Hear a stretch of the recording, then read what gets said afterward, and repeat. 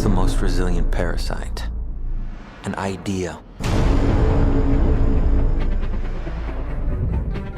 A single idea from the human mind can build cities.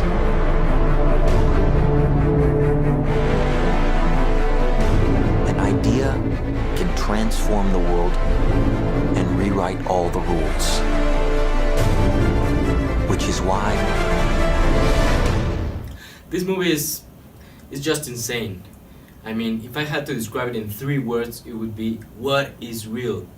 You know, when you see it, everything seems so real, so concrete, but then in just one blink, whoa, you're dreaming. So yeah, back at it, what is real? I agree, it's complex. There are 2 types of reality within the movie. There's real life, and then there's dreams. And every character inside the movie struggles with this confusion between reality and dreams.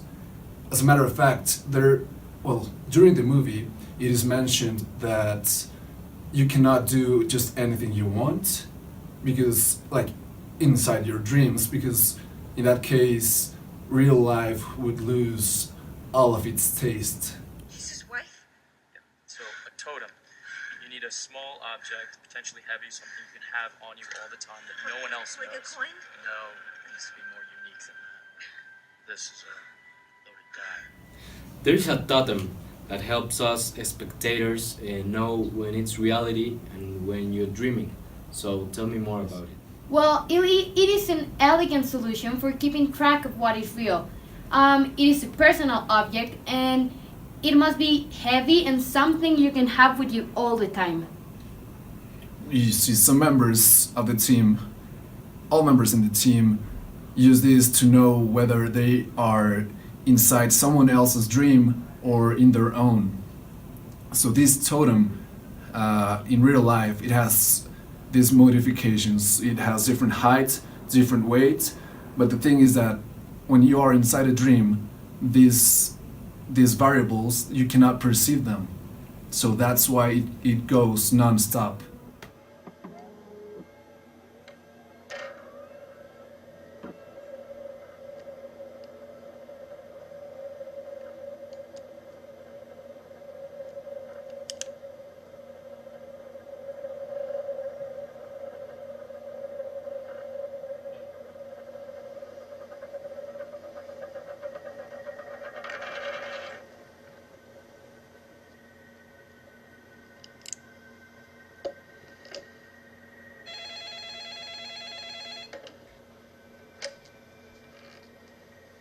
Hello.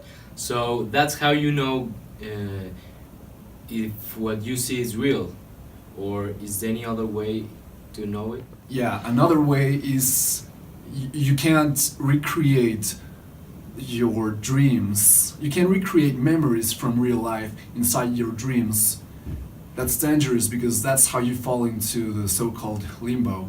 Can you remember me what Ye- is that limbo? Yes, the limbo is a place where that has not been dreamed by anyone.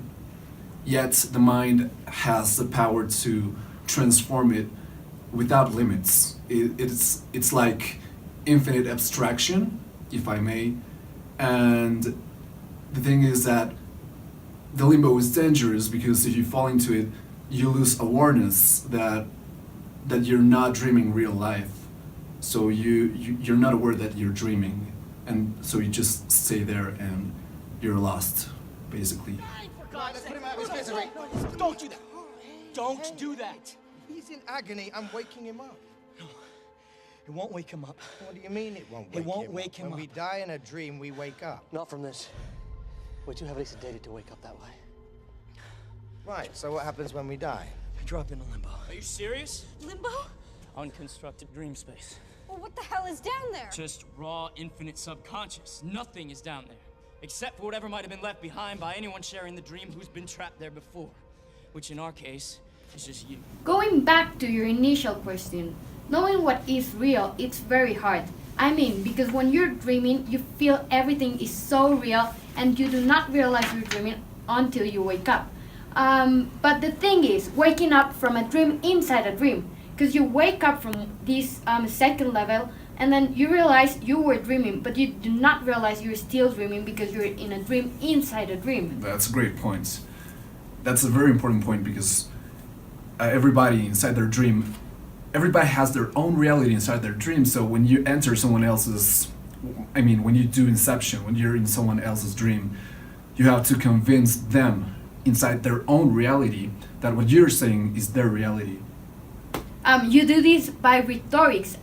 Like the way the people that are doing this Inception know what reality is by using the totems. But the way they convince the people that are like the Inception people, it's like the sophists, like the same method the sophists used to, by manipulating in order to convince these people that what you are telling them it's the truth. You're not real. No. I'm a projection of your subconscious. I was sent here to protect you in the event that extractors tried to pull you into a dream. And I believe that's what's going on right now, Mr. Fisher. Okay. Can you get me out here? Right away. Follow me. Very interesting. Could you tell me something more about this relation you're doing with the sophists? Yes, the sophists, they were this group of teachers. They were not philosophers, but they believed that there was no absolute truth and that knowledge was acquired by humans through rhetorics and through logic. Protagoras' epistemology theory establishes that knowledge is just a matter of perception, and the same thing happens in the movie. With everybody sees the world they live in through their dreams, and that's their reality. That's what they see. That's their perception. I've got another great way in which you can understand this movie better. Have you ever read Plato's allegory, The Myth of the Cave? Yeah, I've heard of it. You can relate this movie with Plato's and the allegory of the myth of the cave because people were deceived into a false reality. The things they saw and the things they believed were not like, they were half-truths. With this, it is similar to this allegory because the people that were trapped inside the cave, they believed that the things they saw, the shadows, they were the real objects. The similarity here with the movie is that inside the movie, you can, while you're dreaming, you perceive the shadows and the things, and they seem so real, but you do not perceive that there are shadows. There are like the reflection created by the subconscious. So that's the similarity, how the people in the cave believed this thing that they were seeing and was not the reality. Yes, and in the movie you can see how Cobb, as I said before, there's this confusion between reality and the dreams. So this confusion causes him to be uncertain of what's real, and either if their children are real, if her wife is real, or whether they're not real. And that's very similar to the myth of the cave, to the shadows they see and they think are real. Yeah, every time he's dreaming, he sees his wife, and he believes she is real, and then he has to remember, no, she's dead, and this is not happening. This is not real life. Who are the people? Projections of my subconscious. Yours?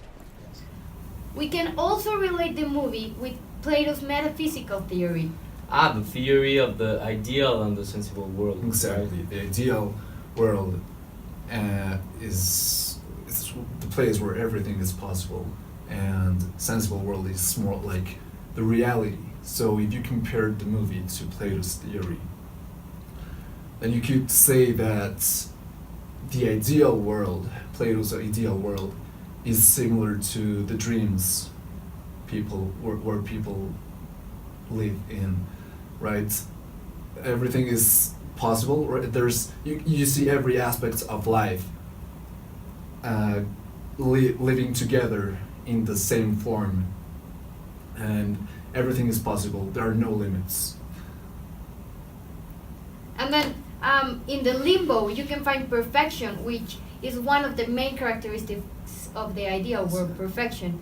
And we can also relate Inception with Plato's ontology theory. All throughout the movie, they make you believe that the man has a body and a soul, and the body is the prison of the soul. In this case, the soul will be part of the dreams, which in the relation we're making, it's part of the ideal world. And then the body will be part of the sensible world. And this explains perfectly how Cobb can, when he's dreaming, he can see his wife again, because it's the wife's soul, right? Yeah. And then when he wakes up, then his wife, she's gone again.